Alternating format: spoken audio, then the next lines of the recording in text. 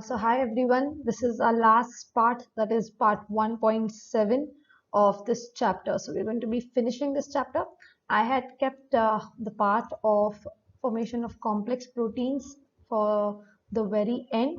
No other reason, but just because to just get us in a good start where we already knew about hereditary mutation, theory of evolution, since these concepts are already known to us. So I kept those concepts right in the beginning so that we can refresh our mind and then get on to something that is very new to us. If we were to start with something very new, confidence and morale breaks, and then you're so nervous that the remaining chapter seems very boring. So this is something that is challenging. So we have already got our, you can say, got your brain energized. We already have revised whatever we know. So now we're coming to a part which which we are going to see for the very first time. Okay, we have not studied in any other classes, and as I told you, we are no experts. I cannot go into the depth of any particular concept over here. I'm only going to stick to your syllabus and try to explain you the concept in the most easiest way possible so that you can write a particular answer. If you want a detailed explanation of any particular concept, you can let me know in the comment below, uh, or I can specifically, try to get your concept cleared either personally, or if there is a demand, then I can make a particular lesson to deal with that concept. Okay, so let's see what we dealt with in part 1.6. So this is a continuation of detailed explanation and solution for science to chapter 1, heredity and evolution. We finished 1.6, which I will urge you all to go and watch, not only 1.6 but the remaining parts also, so that you'll get a clear understanding of this particular chapter. I have not dealt with only the textbook matter, but also all the textbook question answers okay, in this. So in part 1.6 we dealt with human evolution in detail. Let's see. So we're going to browse through it really very fast. So in this, we dealt with how human evolved from lemurs. Okay, so I'm going to explain this part in a very quick manner. So first came the lemurs around 7 crore years ago. Then the tail disappeared, and we had the Egyptopithecus. Okay, the Egyptopithecus started using his hands and legs more. Then came the Dryopithecus. From here, I told you there is a split which we continue seeing only the human evolution side of it. Okay, from here the man started moving from the forest and started living on land. Because of the various more challenges, started using the hands and legs a little more. Then developed the Australopithecus, where you see the posture is changing from a little bent to the, a little, he's becoming a little erect. Also he has tools in his hand. Came the Australopithecus, started developing his hands, legs, tools, etc. Came the skilled human, kept on developing, started using its brain more. The brain started enlarging, the hands and legs started making more use of it. Came the man with an erect posture. Then developed the Neanderthal, and as we know, the Cro-Magnon man. So this was the evolution. You can explain it in your own words. It deals with one of our exercise questions. So let's continue part 1.7. In this part, see everybody, I have divided the formation of complex proteins in various parts. So how is the process? I have divided it into two parts so that it doesn't become very difficult for us to understand. So I've explained what is central dogma, then I've gone to transcription, then the triplet codon, then the translation, and last is the translocation. All this sums up to give you the formation of your complex protein. So let's continue with the detailed explanation and solution for science to chapter 1, heredity and evolution. The notes for all this is given in the link below. You'll get all the details in the link below. Okay, so just click on it and you'll get all the notes, detailed notes, extra notes also, and notes pertaining to the chapter. So let's continue with the last part of it, that is formation of complex proteins. So let's see. It is going to be a textbook 7B answer. Explain the process of formation of complex protein. First, we understand what is central dogma. See, dogma means a belief or a principle, it is taken as it is. So that is the underlying principle. So this works like that. That's it. Okay, so that's the meaning of central dogma. So as is in a answer, we first explain the principle. So let's read. Genes present in the form of DNA participate in the functioning of a body with the help of RNA. Information about the protein synthesis is stored in the DNA, and proteins are synthesized by the DNA. So this is our underlying principle. The proteins are synthesized by the DNA through the RNA. RNA is doing all the work and DNA is making it do it. Okay, so you have to understand that protein is synthesized by the DNA through the RNA, not anyhow, but as required in the required amounts by the body. This is nothing but your central dogma. So under central dogma, we have 2 points. Either you can write it as an entire answer or you can write it in small parts. There's no problem at all. Okay. Let's see what is transcription. Now, how do I remember? First, the doctor writes a script for you, right? He gives you a prescription. So for me, it is that way. So I remember transcript means something is being written. So let's see what is happening over here. That is my way of understanding, okay? It's just giving you all something that helps me understand, because science B is a little difficult for me compared to the rest of the subjects. Okay, so let's see. So transcription, only one of the two strands of the DNA. See, you can see now the DNA is made from, this is the one strand of the DNA, this is the other strand of the DNA. One strand and the other strand. Only one of the two strands of the DNA are used. So only one strand is being used, as you can clearly see over here. See, only one strand of the DNA is being used. Yeah, okay, that's your first point. Only one of the two strands of the DNA are used in this process. Okay, transcription, who's the main hero over here? mRNA. Also, if you all remember it, it is known as the messenger RNA. Okay, so mRNA is produced as per the sequence of nucleotides. So nucleotides arrange themselves in a particular sequence. These are all the things that make up your particular mRNA. mRNA is produced as per the sequence of nucleotides on the DNA. The sequence of nucleotides in mRNA is being produced is always supportive to the DNA strand used for the synthesis. Please omit this. This is the third point itself. The sequence of nucleotide in mRNA being produced is always supportive to the DNA. So whatever sequence is produced, okay, it is always supportive to the DNA strand. तो ऐसे नहीं कि इधर एक अलग message हो रहा है तो जो नया मैसेज आ रहा है वो no, it is always supportive, means they complement each other. They are coming together to form a message that helps each other. Okay, so the DNA RNA are coming together to build structures that are supportive of each other. There is a uracil in RNA instead of a thiamine in DNA. This you're going to remember as a factual thing. Okay, it is already there. There is nothing to explain in this in depth. We will go when it is required. Okay, this process is called as RNA.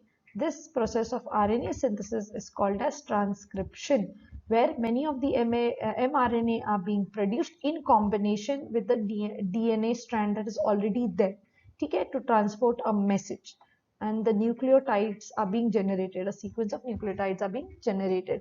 So this is nothing but your transcription. In this, again, let's just summarize it. So only one strand of the DNA is being used. One strand of the DNA is being used in this process. The mRNA is being prepared, which is made up of a sequence of nucleotides. Okay, a sequence of nucleotides is being created, which is carrying the message. Okay, that's it. This is known as transcription. Okay, let's go to the next part now. Then now let's understand what is a triplet codon. Okay, so we already know that a lot of nucleotides have come together to form the mRNA. Now understand, this is all happening inside the nucleus. अंदर हो रहा है, ठीक है? All this is happening inside the nucleus. The first part, that is transcription. Okay, so mRNA is being formed inside the nucleus. Now it is in the nucleus, it comes out in the cytoplasm. As you already know, I'm just drawing a rough figure. Suppose this is an atom, this is your nucleus. Okay, this is your nucleus. Cytoplasm is somewhere over here in a cell. Sorry, this is the cell. Cytoplasm is here. So from the nucleus, all this is coming out. Draw a little neater one. Suppose this is a cell. Somewhere here is the nucleus and here is the cytoplasm. So this mRNA is traveling out away from it's coming out from the nucleus into the cytoplasm. That is the remaining part of the cell. So you can see it coming out over here. So that is okay. So mRNA formed in the nucleus comes in the cytoplasm and brings the coded messages. The coded messages, each message contains the code for the amino acids. So amino acids are the performing function. So they will get the code, they will get the message, okay? But the message are in codes. And each code of the amino acid is made up of 3 nucleotides, and this code which the mRNA is carrying, it is known as the triplet codon. So you can see over here these things, 3 nucleotides together, okay? They are transferring a message and each code contains 3 nucleotides. This is known as the triplet codon. Let's see what is happening in translation. Each mRNA is made up of thousands of these triplet codons. So mRNA is made up of thousands. You can see so many other. They're made up of thousands and thousands of triplet codons. So this is your mRNA, and this is they're made up of thousands of triplet codons over here that you can see for the purpose of decoding. So now these are coded messages. They will have to be decoded. How will be they decoded? Who's going to decode them? The tRNA. It has an anticodon, something that decodes your triplet codon. So here is your tRNA. It has an anticodon which gets attached over here and it decodes your messages. So tRNA decodes the message on an mRNA and and according to that it transfers the amino acids. Okay, it transfers the amino acids. So who does it? tRNA. It decodes and it supplies the amino acids. To whom? Now we'll see ahead to whom it is supplying all this to the different parts of the body. Okay. So I hope you'll have understood. We'll summarize at the end. So let's see what happens in translation. So we already know in the transcription where the messages are written, okay, they come in the form of mRNA, thousands and thousands of nucleotides, a sequence of nucleotides. So these nucleotides are in the sequence of 333. So that is called as triplet codon. Many of these, they are come. Now how? What are these codes? If the codes are not decoded, it's of no use. So here the translation is happening. Somebody is translating it. Who is translating it? Our hero over here is the tRNA. He's not only translating it with the help of anticodon. It is not only translating it. What is it doing? It also supplies the amino acid as per the message. Okay, let's see what happens in translocation now. This is the last part. The amino acids brought by the tRNA are bonded together. Now the remaining part of the work is done by the ribosomal RNA, which is rightly called as rRNA. Okay, so he is doing the remaining work, that is bonding to the peptide bonds with the help of RNA. So ribosome keeps on moving from, so what is rRNA doing? Taking from one place to another. Okay, one place to another, sending messages or sending the amino acids as per required, and then okay, 3333 triple codon. So it will transfer from 1 year to 3 and 3 and 3, like that it's going to get transferred. So that's the thing, by a distance of 1 triplet codon. This is called as translocation. So it keeps on moving from one end to another and one end to another end. So this is called as translocation. Okay, so that's what summarizes, and let's see how a complex protein. So number of these chains come together to form protein. So number of these chains of so from mRNA to tRNA to rRNA, all these keep making a sequence.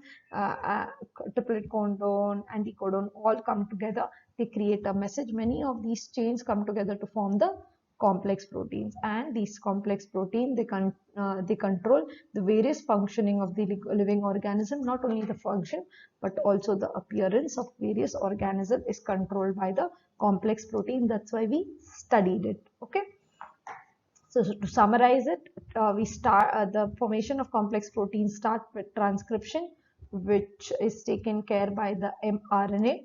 Okay, it is also known as the messenger RNA. It transfers the message in the form of triplet codon, and it is received by nobody but the tRNA, also known as the transfer RNA. This all is happening in the nucleus, kids. Okay, and here this is happening outside the nucleus, that is in the cytoplasm. Okay, so translation is happening by the tRNA and amino acids are thereon transferred. Okay, and here many of these the amino acids brought by the tRNA over here are bonded together by the peptide bonds with the help of rRNA. So rRNA makes use of all these things that are come. That's why it is rightly called as ribosomal RNA, where all the functioning of the cell occurs. It moves from one place to another, carrying out the function, and hence such number of chains are formed like this, and complex proteins are formed. The complex proteins take care of the different functions of our body. So once again, I hope you liked all the parts. If you have not seen the remaining parts, please go back and see the remaining parts. And for the notes, please do look in the description box. If you all need anything explained in detail, please do put it in the comment section. As per the demand, if many of you all want it, we can do a particular one in the with detailed analysis. So I hope you like the this part. Let's see, I'll be coming up with chapter 2, and I hope you'll like that too. Bye. So hope you've all enjoyed this part of the chapter series just as you would enjoy your favorite book with a hot cup of tea. So ECOT, that is everyone's cup of tea, will bring to you many more such chapter series along with detailed explanation and solution of the exercises that are there in your textbook. We wish to bring to you this and more at zero cost so that the hardest chapters become your cup of tea. So help us by clicking on this button. Get notified about our upcoming chapter series. Also, share it to help us define education through equality. Do message us any doubts that you have on our Instagram handle, everyone's cup of tea, and we promise to answer them. Thank you and keep sipping. Bye.